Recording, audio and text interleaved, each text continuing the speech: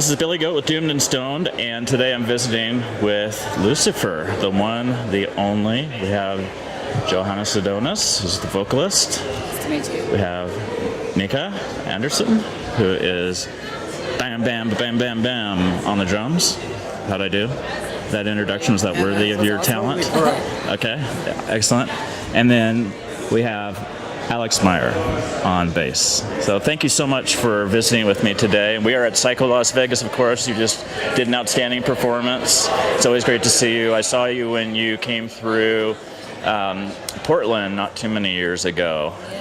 And I got a beautiful Lucifer poster, which hangs in my house right now. The one that Alan Forbes did with the... yeah, with the... Yep. It's quite ornate. A lot of people comment on it and ask me if I'm a worshiper of Satan sometimes. But I love it. yes. Are you? I would not say that, no. No? Yeah, I would say I'm just kind of... I'm just kind of blasé. I'm too lazy to worship anything, you know. Have to keep down a job. Well, as long as you worship the rock and roll. That's it. Yeah, I worship music, you know. So that's my jam. So that kind of, I've listened to a lot of your interviews, and so, my interest today is not really covering a lot of the same territory. Although I think some of that might be helpul for some of our viewers/listeners. So, yes, I do want to ask you about the name Lucifer and the background behind that, but I'm actually more interested in your personal histories. Like, I know with you, Johanna, I've tracked you since The Oath, which was such an amazing project, but I have zero clue about what you were up to before then, and I'm kind of interested in what sparked your interest in becoming a rock star, because you are now a bona fide rock star. I wish. No. Well, with the release of Lucifer 2, that's when I knew your star was rising rapidly compared to the first album. Hey, at least keep up appearances and pretend what we all believe, that you are a rock star. Come on. But no, I mean, what... well, I did start... What's your background? My background is I started very early, when I was 13, 14, to listen to metal music and a guest vocal in local death and black metal bands in Germany, in Berlin. And, of course, nothing of it ever surfaced on a radar that people would really know about it. I guess you can search few things on Discogs or metal archives, but yeah, it was just doing my thing in the underground metal scene, and also did a metal club night and putting on shows and so on. And then The Oath happened, and I guess that became a little bit more popular than what I did before. Yeah. So you do have a pretty long history of being in bands since the early 90s. Yeah.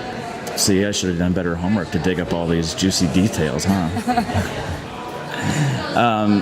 Did you grow up in sort of a household that was steeped in the 70s sound? Yeah, my mom was a huge Stones fan. There was Deep Purple, ZZ Top, AC/DC around. Mm-hmm. But I thought when I was a teenager, that's what your parents listen to is maybe not so cool. So my natural rebellion was I go, because my brother was a punk. So I thought, I go for heavy metal. That's new in this household, Mm-hmm. No, but and then later on, after my heavy metal phase, death and black metal and all that stuff, I thought I was really evil. I had black hair and gravestones and a baby coffin in my room and so on. And then I started to become a little bit more easygoing, and discovered that actually all the records my parents had were great, and I stole all their vinyl. Yeah, the older I get, the more I go back in music history, and I think by now I mostly only listen to old 70s stuff. Is it pretty similar for the two of you, as far as always been kind of involved in rock music, and somehow or some way since you learned to walk, you were wanting to bang on something or strum on something? Yeah. I saw a picture of Kiss when I was 7.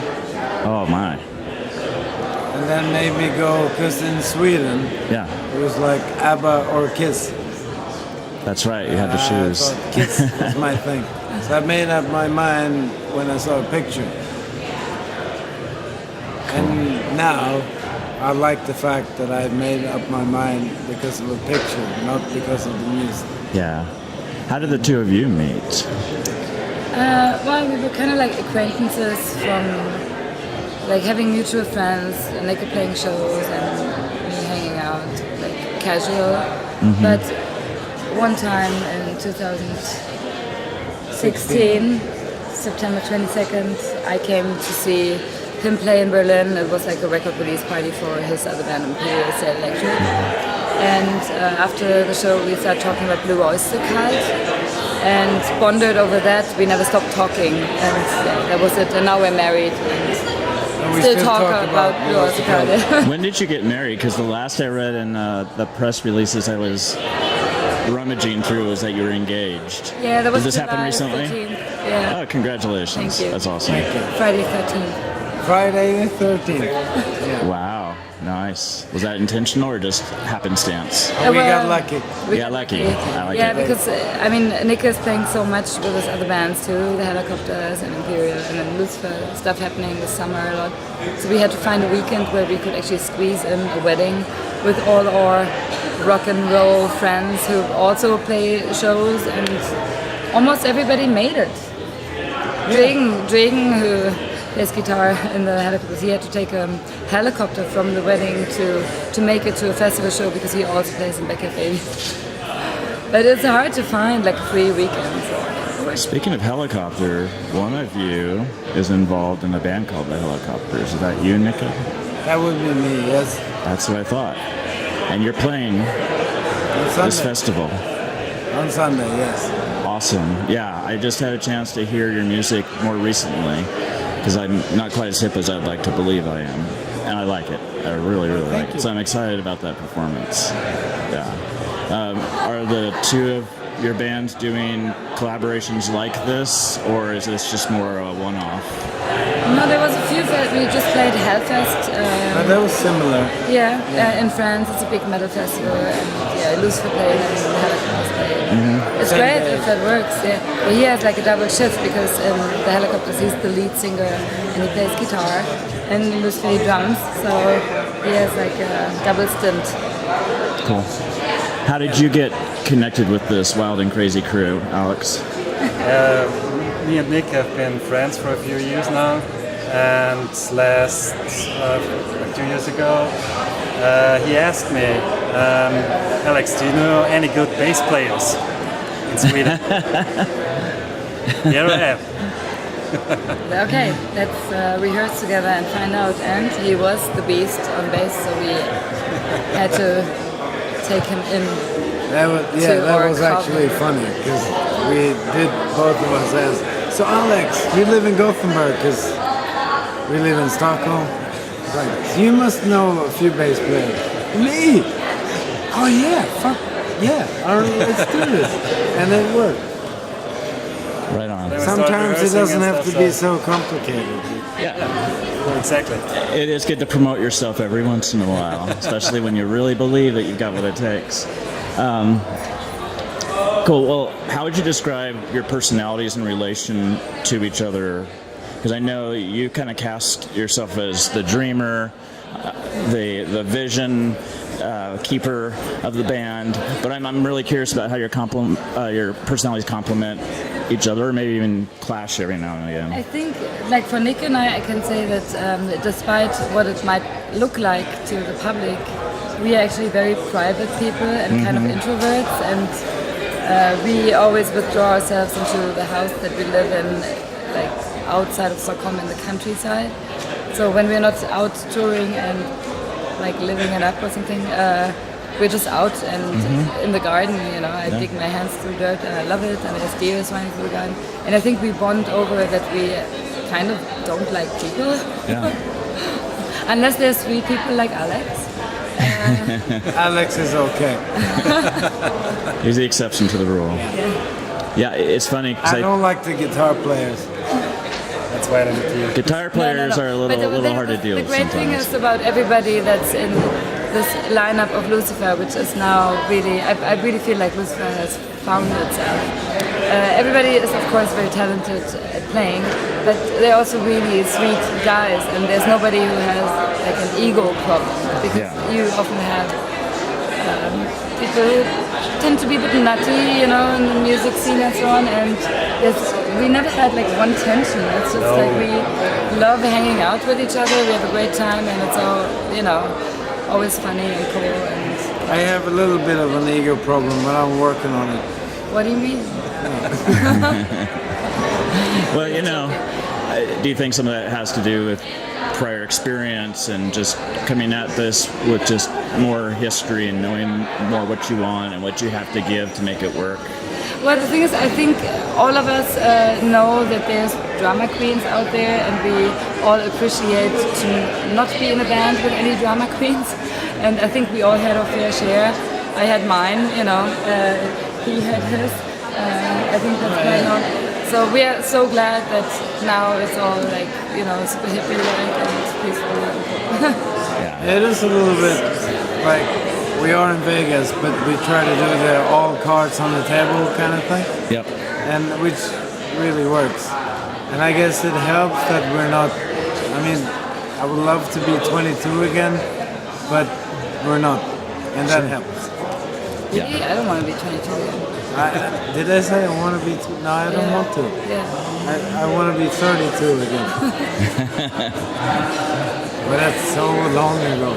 Yeah, I will have to say, out of all the people I've interviewed, and just knowing other people in the scene, from photographers to, you know, sound engineers to the performers themselves, a lot of us are introverts. It's just amazing. We're introverts who play extroverts on stage. Yeah. It's crazy. Maybe, I mean, most metalheads that I know or artists were kind of outsiders in school.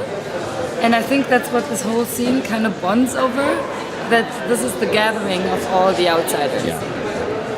Maybe, I don't know. Yeah, I would agree with that. I think that's what makes it really magic. Yeah. Yeah. Are there other bands that you are excited to check out while you're here at Psycho? Yeah, I of course have to see Bo at the altar of the Helicopters, which is, don't miss it. It's like classic rock and roll. It's so good. Great musical craftsmanship, not to be missed. And Danzig, I'm an old Danzig fan. Yeah. And Coven, I would love to see Coven. Oh, yeah. Yeah. I want to see Rocket from the Crypt, but I heard they're playing outside, and it's so extremely warm unbearable. outside. Yeah. So we'll see how it is. I know a lot of them are starting like at least closer to sunset, so that's hopeful, but yeah, it stays pretty warm there for a while. Yeah. But there are a lot of good bands playing at this festival.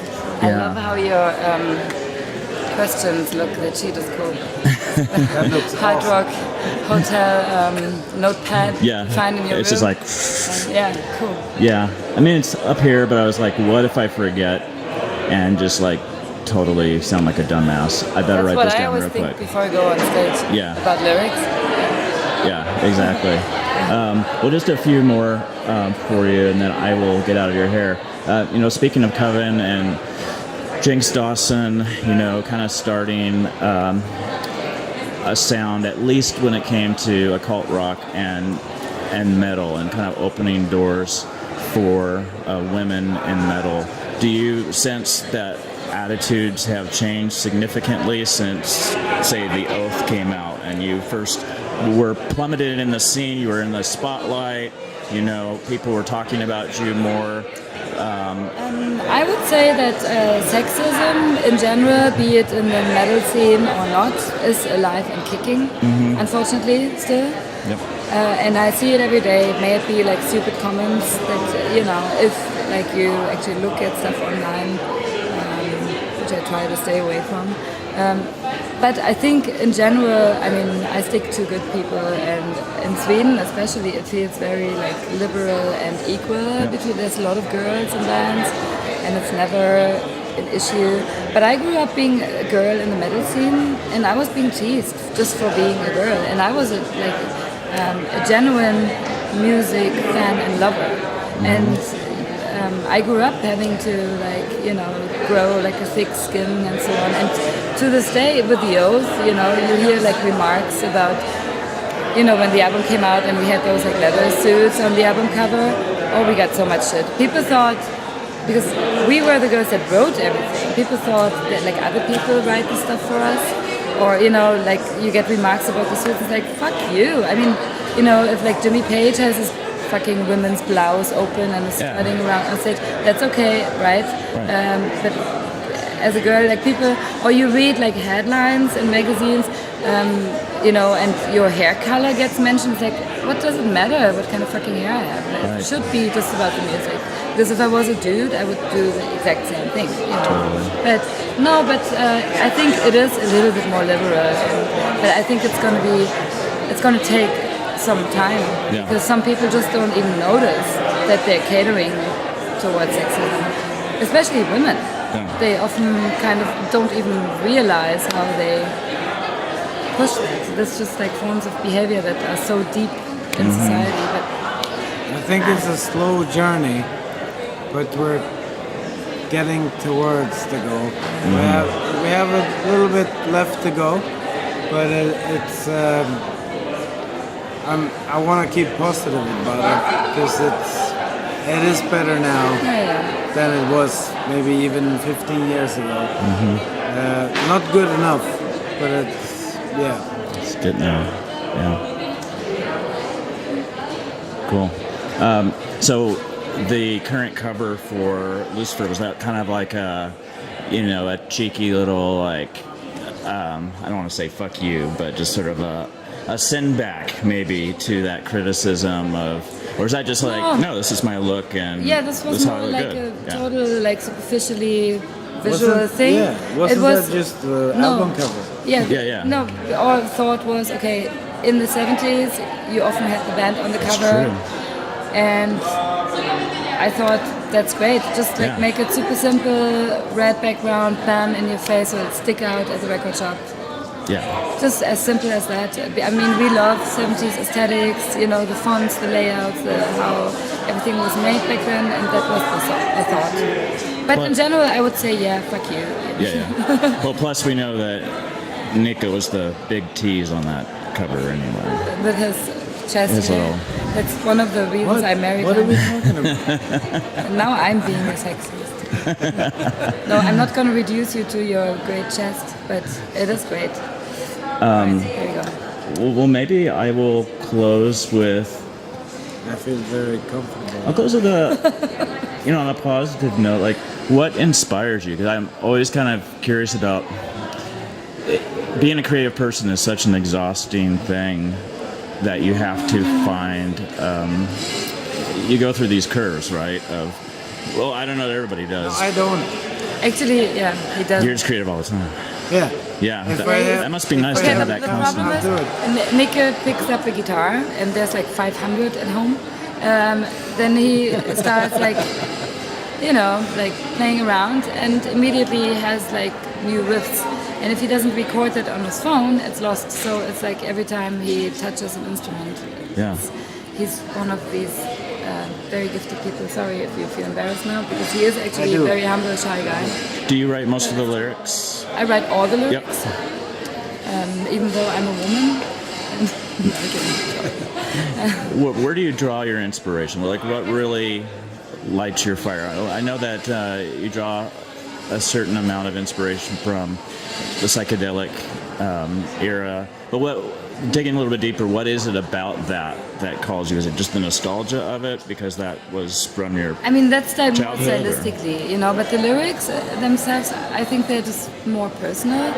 I'm a very emotional and sensitive person, so I take things to heart a lot and I think about everything a lot. So I just write about... Are you making fun of me? What? I just write about stuff, you know, like... This is super sensitive. I can pick up whispers on this. Why would I make fun of you? You can tell me later what you think. But just I write about things that touched me in life, you know. How about you two? What keeps you going? What lights your fire? What inspires you personally? What do you find joy in? other music. Yeah, it could be anything. Yeah. No, but that's what it is. Other music. Yeah. Yeah. It doesn't matter. It's like there's so much music out there that I haven't heard yet. Yeah. It's amazing, and then that inspires me a lot. Yeah. And there's so many books I haven't read yet. It's so many things. Yeah, everything. That alone inspires me a lot. Yeah. And I don't know. I review music, so I actually Not new music necessarily new as in No, he meant contemporary, but Yeah, yeah. yeah. Yeah, Stuff no, that- I was just going to confirm what you're saying because I tried to get super ambitious. I was going to just like listen to all these albums and review all these things, and I actually reached a point where I got physically ill from listening to too much music. Like, and I had to like. Possible? But then it was the wrong music because that's the thing. Yeah. Music can lift you up and it can also make you feel nauseous. Right. Like if I stand Nauseous, in, the, exactly, in the yeah. elevator here and they play like It was the fucking strangest horror thing, and I had to actually cleanse my palate by just listening to talk, like podcasts, for a while, and then I gradually got back in, and I got my inspiration back. So. I know what you mean, because after I know that taking my car to a rehearsal, I listen to music, but when I go back from a rehearsal, I don't listen to And music go. because it's been too much. So then I listen to talk radio. Yeah. So I guess that's similar. But at the same time, it's just I think even hearing shit music makes me inspired. somehow You know? because then you know what Yeah. not to do and you start Well, you listen thinking for about different it. things, right? You Yeah. pick up on different things. You get ideas. And I think I just love music. you just have that. I see why you like him now. He's got Right? that spirit, you know, Yes. You never stop talking about music. It's full of life. Music is so great. So we've been together 2 years now, and we're like alone in the house all day. We haven't been a day apart since I moved to Sweden, and it just goes like this, blah blah blah, the whole time. And I'm always amazed how we never run out of things to talk about. That's awesome. It's fun. I hope that it always stays like that. What about you, Alex? Can we be nosy about your? Alex is the only single man in the band. Oh. So ladies, Yeah. feel free to approach him. He's gonna stick around Second Las Vegas all weekend. There we go. So If we don't marry him away to some stripper in the Elvis Chapel, he's the one man who's not in a relationship. So How's this? get in line. Feeling girl. comfortable. Yeah, his room number is 666. hey, thank you so much for spending a bit of time with me, and I enjoy getting to know you better. And Oh shit, now I totally took your chance to say something. Yeah, you had a chance to say something and he just. And then Don't worry. Don't worry. It's fine. are you doing any more in the States before you head back, or is this a one-off? Yeah, the Helicopters are gonna play in New York, Yep. and we will return for the Kiss Cruise. Oh, Play nice. 3 shows there. It's not exactly in the States, Yeah. but Yeah, in the open sea. Yeah. Cool. Well, thanks again, and enjoy the rest of your stay in Vegas. Try Thank you. to stay out of trouble. Don't marry anyone. At least not without her blessing. Yeah, if it's not somebody like Nicky. There you go. Don't marry anyone if it's not someone like you. I'm already married. I just burped on camera. Yeah? Yeah, I didn't hear it. That was a really tiny burp. All right, thank you so much for Cheers. So